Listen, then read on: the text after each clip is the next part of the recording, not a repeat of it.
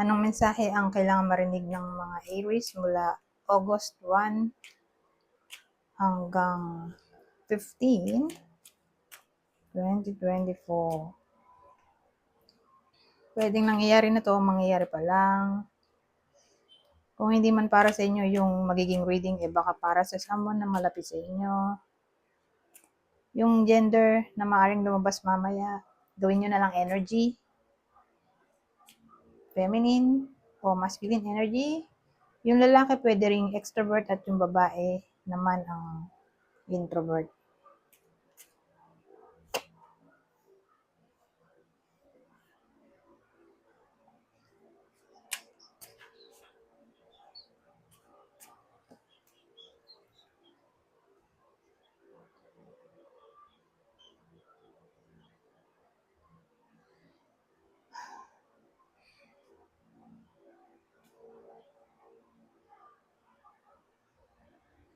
So magsimula na tayo. Ano to?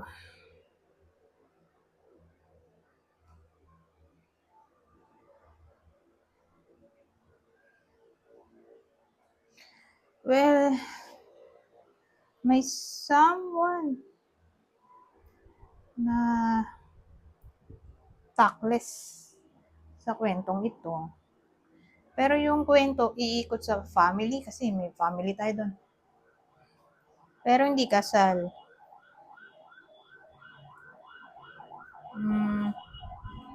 Either nangyayari na to o mangyayari pa lang. Pero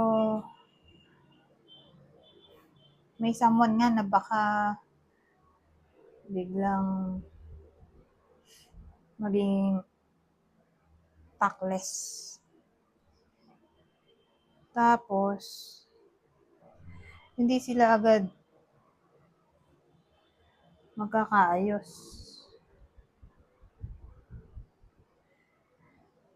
Kasi, yung nasaktan, hindi agad mag-open up ng feelings niya.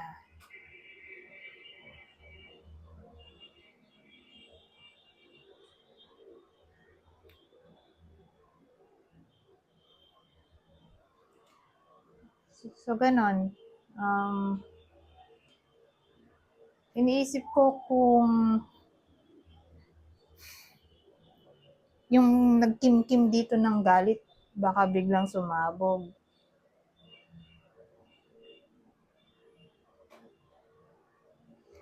Mabubuisit kasi siya eh. Basta dito sa kwento na to, may someone na baka maging rude. Tapos yung isa naman na sinabihan niya ng kung ano man, hindi makikitaan yun ng sama ng loob. Pero galit siya deep inside. Tapos,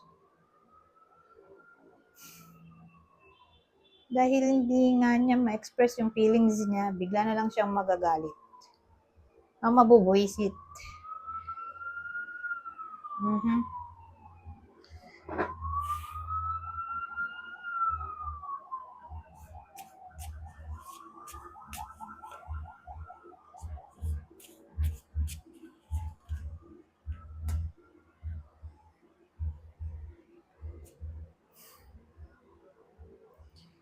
So ano to? Gran Consolazione at Vedovo.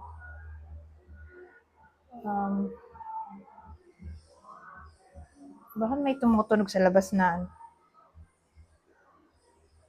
parang pang fiesta? Anong meron? July 28 lang ngayon. Hindi lang fiesta dito. Ewan ko. Ewan ko kung naririnig ba dito sa mic. O hindi. But anyways, magsimula na tayo.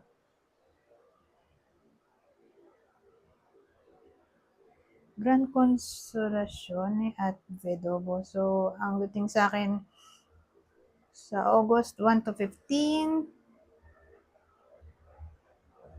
magkakapera sila. Yung iba sa inyo. Pero lalaki.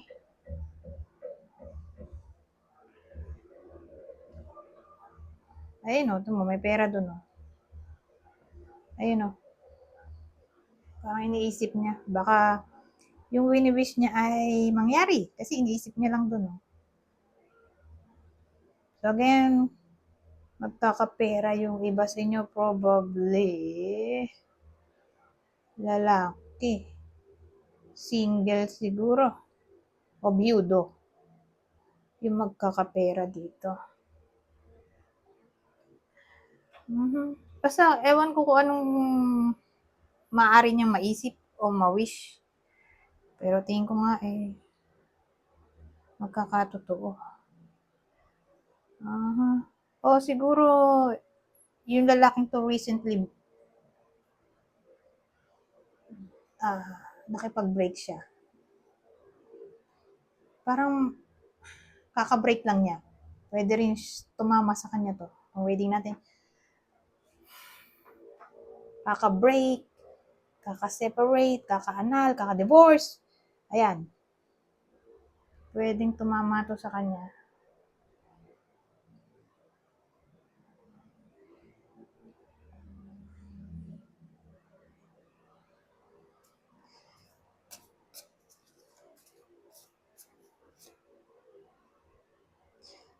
Ito, pensyero.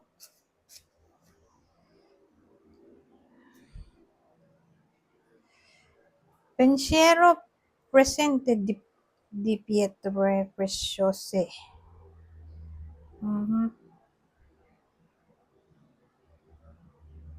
Ano to? Well, ito kasi nag-iisip din. Ito rin nag-iisip. Ano ba yun? Kasi ito, baka makatanggap siya ng anything na wini-wish niya nga. Ito na yung gift. Baka gift to ng universe. Kasi parang pares lang eh. Nagkaiba lang dito. Sa part na to. Ito, saka to, parang pinagsama mo na punta doon. Baka naman may iba sa inyo na nag-iisip o nagpaplano na bigyan ng something ang isang tao. Sabihin natin gift, food, jewelry, anything na mahawakan. Pwede rin.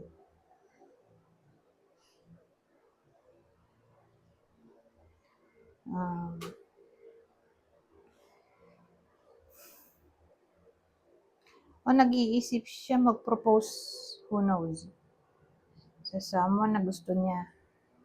Lalo na kung single, sabagay single naman to. Kung ididikit natin dito, baka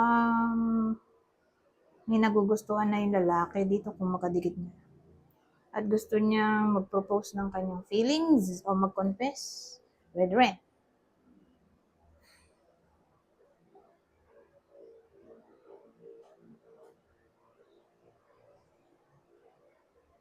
So, wala nang maisip. Ganda na tayo dito. Proposal,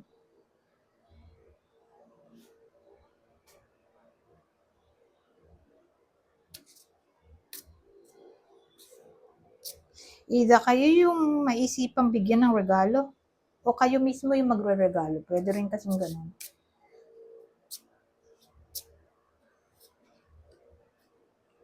So, ito, unicorn, imagination. So, sa August 1 to 15, magiging imaginative ang karamihan sa inyo o ine-encourage ang imagination. Baka makatulong ito, lalo na sa work.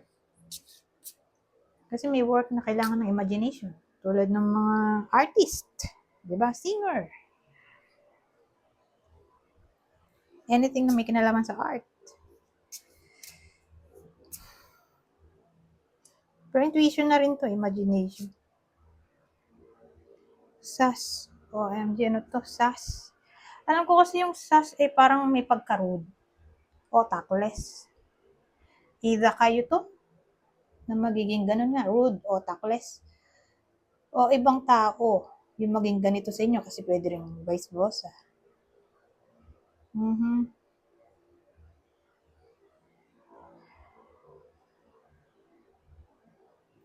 Kung magiging rude, sabihin natin ibang tao, magiging rude sa iba sa inyo, sino naman kaya? So, pwedeng Aries, ang sign, o Pisces. O baka someone na mas bata sa inyo. O pwede rin someone na um, nasa malayo. Malayo sa iba sa inyo. Mhm. Anyways, hanggang dito na lang. Goodbye for now.